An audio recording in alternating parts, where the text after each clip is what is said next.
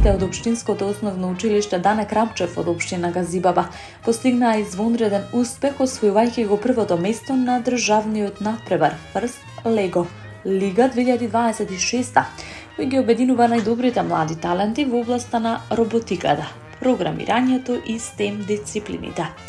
Ова информација сподели градоначалникот на општината Бобан Стевковски, кој истакна дека станува збор за историски резултат, постигнат во силна конкуренција од 36 училишта, повеќе од 400 ученици и 50 ментори од целата држава. Според него, учениците со својата креативност, знаење и тимска работа не само што се истакнале на преварот, туку и понудиле иновативни решенија и идеи на високо ниво, споредливи со светските стандарди.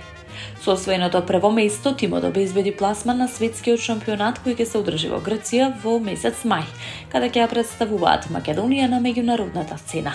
Градоначалникот нагласи дека овој успех е доказ за квалитетот, истрајноста и потенцијалот на младите генерации, додавајќи дека тие се пример како со посветеност и вистински вредности може да се постигнат врвни резултати.